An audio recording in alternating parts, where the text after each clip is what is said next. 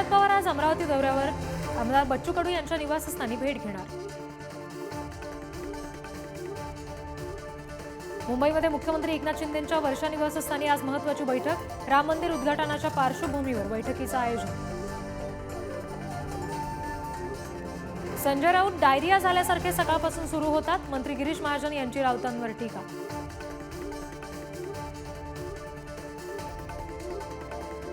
आगामी निवडणुकीसाठी भाजपकडून विशेष रणनीती। उपमुख्यमंत्री देवेंद्र फडणवीस राज्यभर मॅरेथॉन दौरा करणार। फेब्रुवारीमध्ये फडणवीसांच्या दररोज 3 सभा। नागपुरात आज काँग्रेस पक्षाचा महामेळावा। मल्लिकार्जुन खरगे, सोनिया गांधी, राहुल गांधी उपस्थित राहणार। काँग्रेस लोकसभा प्रचाराची सुरुवात होण्याची शक्यता।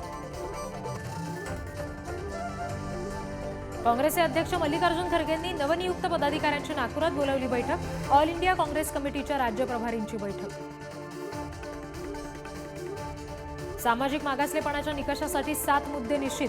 पुण्यातील राज्य मागासवर्ग आयोगाच्या बैठकीत मुद्दे निश्चित, तर शैक्षणिक निकषांमध्ये 6 मुद्द्यांचा समावेश। मराठा समाजाला आरक्षण देण्यासाठी राज्यातील सर्वेक्षण या आठवड्यात सुरू होण्याची शक्यता। आयोगाची पुढची बैठक 4 जानेवारीला। मराठवाड्यात सापडल्या कमी कुणबी नोंदी। शिंदे समितीनं मराठवाड्यासह राज्यात पुन्हा काम करावं। मनोज जरांगे यांची संदीपान भुमरे यांच्याकडे मागणी। शिंदेंच्या शिवसेना एवढ्याच आम्हालाही लोकसभेच्या जागा मिळाव्यात, मंत्री छगन भुजबळांचं वक्तव्य। अजित पवार आणि शिंदे गटात वादाची ठिणगी। महाविकास आघाडीमध्ये जागा वाटप समान व्हावं, प्रकाश आंबेडकरांचा प्रस्ताव, तर आंबेडकरांची मागणी अवास्तव असल्याचं महाविकास आघाडी नेत्यांचं वक्तव्य। खासदारकीच्या 4.5 वर्षांनंतर अमोल कोल्हेंना शेतकरी आठवले। मंत्री उदय सामंतांची कोल्हेंवर टीका, तर कोल्हेंच्या सल्ल्याची सरकारला गरज नाही असाही टोला। राज्य सरकारला कांद्यावर आंदोलन करणं म्हणजे नौटंकी वाटत असेल तर तो शेतकऱ्यांचा अपमान। खासदार सुप्रिया सुळे यांची टीका। जानेवारीमध्ये कांदा निर्यात बंदी मागे घेण्याचा निर्णय होण्याची शक्यता। खासदार सुजय विखे यांचं सूचक वक्तव्य। येत्या 10 दिवसांमध्ये केंद्रीय गृहमंत्री अमित शहांसोबत बैठक होणार। जिल्हा नियोजन समितीच्या निधी वाटपावरून उपमुख्यमंत्री अजित पवार आणि चंद्रकांत पाटील यांच्यात वाद आणखी चिघळण्याची शक्यता। अजित पवारांनी केलेल्या निधी वाटपावर भाजप कार्यकर्ते नाराज। शरद पवारांना जनतेच्या मनात काय आहे हे जाणून घ्यायला अजून किती वर्ष लागणार? भाजपला यश मिळतंय की शरद पवार यांच्या पक्षाला पोटदुखी? भाजप नेते आशिष शेलारांची टीका। महाविकास आघाडीच्या काळातच सर्वाधिक गुंतवणूक महाराष्ट्रात झाली। ठाकरेंच्या शिवसेनेचे नेते अंबादास दानवे यांचा दावा। जानेवारीनंतर मुंबईतील सर्व 36 विधानसभा मतदारसंघांसाठी प्रत्येकी 36 विशेष ट्रेन सोडल्या जाणार। या विशेष ट्रेनच्या माध्यमातून प्रत्येक विधानसभा मतदारसंघातील नागरिकांना प्रभू रामाचं दर्शन घेता येणार। राज्यामध्ये कोरोना रुग्णांच्या संख्येत वाढ सुरूच। बुधवारी राज्यात 87 नवीन कोरोना रुग्णांची नोंद। सांगली आणि पुण्यामध्ये प्रत्येकी 1 कोरोना मृत्यूची नोंद, तर बुधवारी मुंबईमध्ये 19 रुग्ण। राज्याच्या बहुतांश भागातील किमान तापमानामध्ये वाढ। पुढील 2 दिवस विदर्भ आणि आसपासच्या भागात हलका पाऊस पडण्याचा हवामान खात्याचा अंदाज। मुंबईकरांना कडाक्याच्या थंडीसाठी नववर्षाची वाट पाहावी लागणार। जानेवारीच्या पहिल्या आठवड्यात शहराच्या तापमानात घट होण्याची शक्यता। जे रुग्णालयातील त्वचा विज्ञान विभागातील 900 डॉक्टर्सचं विभाग प्रमुखांविरोधात आंदोलन। आजपासून निवासी डॉक्टर्स संपावर। मुंबई नवी मुंबईला जोडणारा मुंबई ट्रान्स हार्बर मार्ग पुढील वर्षी जानेवारीच्या अखेरपर्यंत वाहतुकीसाठी खुला होणार।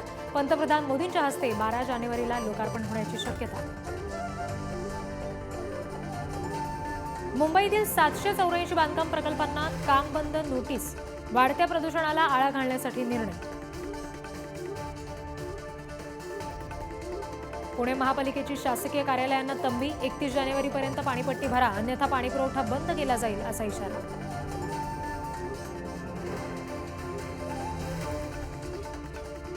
गेल्या 8 महिन्यात मध्य रेल्वेच्या प्रवासी वाहतुकीत 10% वाढ। माल वाहतुकीमधून मध्य रेल्वेला 6000पेक्षा जास्त कोटी रुपयांचा महसूल। पुण्यात पुन्हा कोयता गँगची दहशत। वडगाव शहरातील आनंद पार्क इथं कोयता गँगच्या मारामारीचा व्हिडिओ समोर। भांडणं सोडवायला गेलेल्या युवकावरच कोयत्याचा हल्ला। मध्य प्रदेशच्या गुनामध्ये भीषण अपघात, डंपरनं धडक दिल्यानं बसला आग लागून 13 प्रवाशांचा मृत्यू, 17 प्रवासी गंभीर जखमी. मृतांच्या नातेवाईकांना 4 लाखांची मदत जाहीर. नवीन वर्षाच्या स्वागताच्या पार्श्वभूमीवर नवी मुंबईमध्ये 2,500 पोलिसांचा बंदोबस्त, कायदा सुव्यवस्थेच्या पार्श्वभूमीवर पोलीस तैनात. कोरेगाव भीमा येथील विजयस्तंभाला अभिवादन करण्यासाठी राज्यासह विविध भागातून 30 लाख भीम अनुयायी अभिवादनासाठी येणार. यासाठी प्रशासनाकडून पायाभूत सुविधांचा बंदोबस्त. मराठवाडा विद्यापीठाच्या कुलगुरू पदासाठी पात्र उमेदवारांच्या अंतिम मुलाखतीची नवीन तारीख जाहीर. येत्या 4 जानेवारी रोजी राजभवनामध्ये मुलाखती होणार. नंदुरबार जिल्ह्यातील सारंगखेडा इथं सुरू असलेल्या चेतक फेस्टिव्हलमध्ये देशभरातील घोडे दाखल, अश्वप्रेमींमध्ये उत्साह. कोल्हापुरात ऊसतोडणी दरवाढीची 5वी बैठकही निष्फळ. साखर संघ 29% तर संघटना 40% दरवाढीवर ठाम. 4 जानेवारीला पुन्हा बैठक होण्याची शक्यता. अखेर सांगली जिल्ह्यातील ऊस दराचा तिढा सुटला. सांगली जिल्ह्याला ऊसाला टनामागे 3,175 रुपये दर जाहीर. दुष्काळी भागातले कारखाने 3,100 रुपये दर देणार. ऊसासाठीच्या प्रचलित एफआरपीची निश्चिती देशभरातील सरासरी साखर उतारा गृहीत धरून केली जाते. मात्र पद्धतीमुळे राज्यातील लाखो ऊस उत्पादकांना हजारो कोटी रुपयांचा फटका. कांदा निर्यात बंदीमुळे 1200 कोटींचा फटका, जवळपास 2,000 रुपयांनी कांद्याच्या भावात घसरण. शेतकऱ्यांबरोबर व्यापाऱ्यांची उलाढाल ठप्प. कापसाला योग्य भाव नसल्यामुळे बुलढाण्यातील शेतकरी हतबल. अवकाळी पावसामुळे कापूस भिजल्यानं भाव कमी, तर कापूस वेचणीसाठी मजूर मिळत नसल्यानं काही कापूस शेतकऱ्यांच्या शेतातच पडून. जळगावमध्ये वाढत्या थंडीमुळे केळी पिकावर रोगराई, केळीचे घड खोड वाढण्यासाठी मोठ्या अडचणी.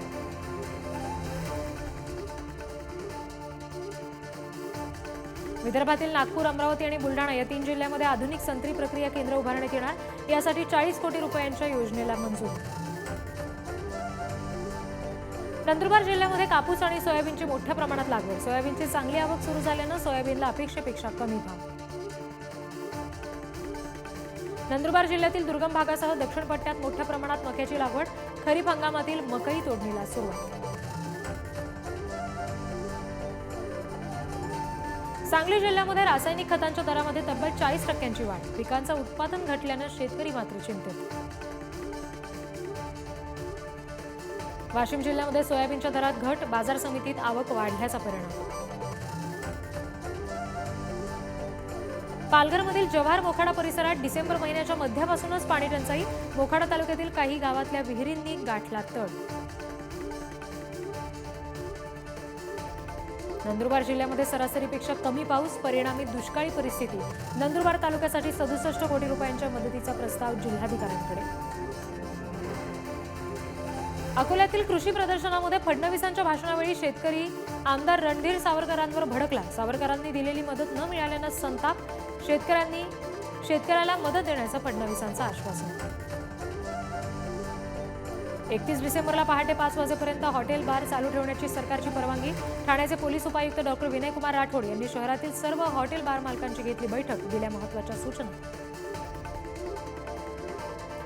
रायगडच्या नागोठणे पोलीस स्टेशनला 123 वर्षांच्या प्रदीर्घ काळानंतर नवा लूक. पालकमंत्री सामंतांच्या हस्ते नव्या पोलीस स्टेशनचं उद्घाटन. पोलिसांनी ड्रग्ज पकडण्याची केलेली कामगिरी कौतुकास्पद, सामंत यांचे शब्द. जळगाव शहरातील नागरिकांच्या विविध समस्यांसाठी मनसे आक्रमक. जळगाव महापालिकेसमोर मनसेकडून तीव्र निदर्शन. शीख धर्मीयांची काशी म्हणून ओळख असलेल्या नांदेडच्या गुरुद्वारामध्ये मुलामुलींच्या लग्नासंदर्भात महत्त्वाचा निर्णय. लग्नात नवरी मुलीनं संपूर्ण पंजाबी सूट आणि सलवार परिधान करणं बंधनकारक. वंदे भारत एक्सप्रेसची मुंबई जालना मुंबई या मार्गावर आज गतीची चाचणी घेणार. चाचणी यशस्वी झाली तर 30 डिसेंबरपासून एक्सप्रेस धावणार. एसटीत तिकीट काढण्यासाठी ऑनलाईन पेमेंटची सुविधा उपलब्ध, मात्र त्याला अल्प प्रतिसाद. महिनाभरापूर्वी एसटीच्या वाहकांच्या हाती नवीन अँड्रॉइड ETIM मशीन दिल्या. गडचिरोली जिल्ह्यामध्ये चाचा नेहरू बाल महोत्सवाचं आयोजन. महिला आणि बाल विकास विभागाअंतर्गत जिल्ह्यात कार्यरत असणाऱ्या बालगृहातील मुलामुलींमध्ये जिव्हाळा निर्माण करण्याचा प्रयत्न. येत्या 17 जानेवारीपासून अयोध्येमध्ये रामलल्लाच्या प्राणप्रतिष्ठेला सुरुवात होणार. या निमित्तानं धडगाव शहरात अक्षता कलशाची शोभायात्रा.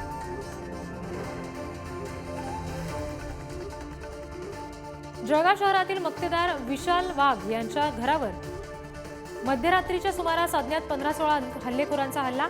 दुचाकीवर आलेल्या हल्लेखोरांनी अर्वाच्य भाषेत केली शिवीगाळ. तलवारी आणि दगडांच्या साहाय्याने हल्ला.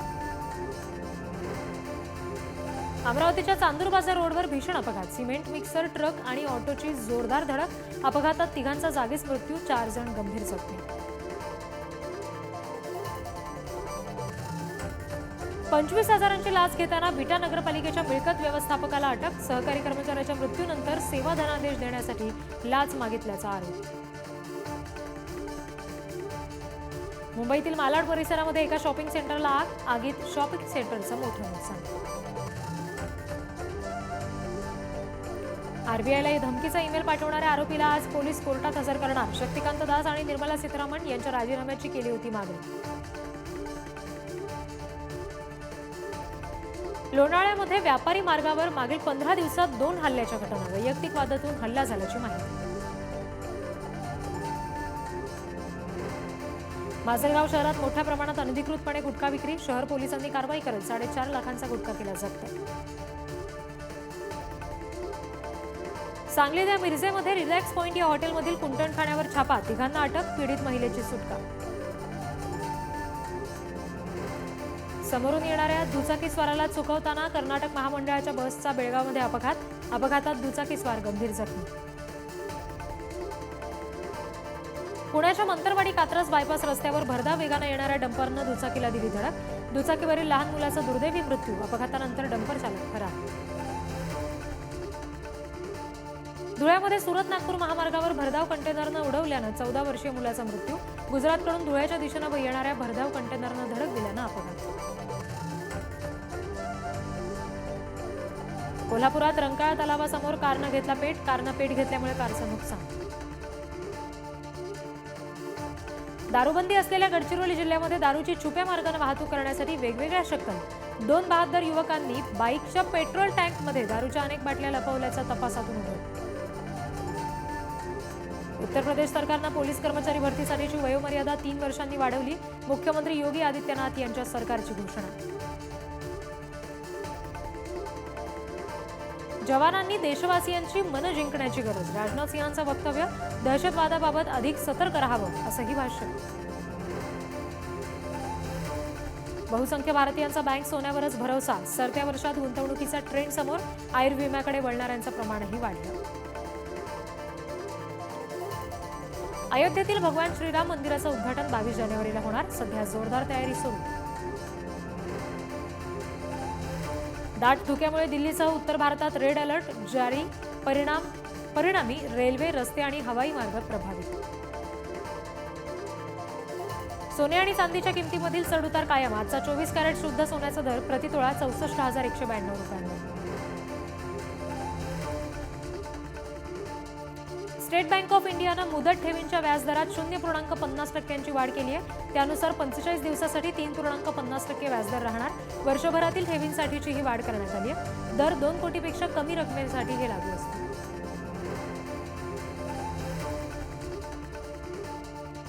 अभिनेता रणबीर कपूर आणि कुटुंबातील इतर सदस्यांविरुद्ध हिंदू भावना दुखावल्याबद्दल तक्रार दाखल करण्यात आली आहे. मुंबईतील घाटकोपर पोलीस ठाण्यात एफआयआर नोंदवल्याची माहिती समोर. लातूरमध्ये सलमानच्या एका चाहत्यानं 58 किलो गुलाबजाम वाटत वृक्षारोपण करत साजरा केला सलमानचा वाढदिवस. गेल्या 24 वर्षापासून करतोय सामाजिक उपक्रम. बॉलिवूड अभिनेता विवेक ओबेरॉयला गंडा घालणाऱ्या व्यावसायिकांविरोधात गुन्हा रद्द करण्यास हायकोर्टाचा नकार. संजय शहा, नंदिता शहा, राधिका नंदा यांनी विवेकची 1.5 कोटींची फसवणूक केल्याचा आरोप. परराष्ट्र मंत्री डॉक्टर एस जयशंकर यांनी रशियाचे राष्ट्राध्यक्ष व्लादिमीर पुतिन यांची घेतली मॉस्को इथं भेट. अनेक मुद्द्यांवर द्विपक्षीय चर्चा. अमेरिकेकडून युक्रेनला 250 दशलक्ष किमतीची लष्करी मदत जाहीर. अमेरिकेचे परराष्ट्र सचिव अँटनी ब्लिंकन यांची घोषणा.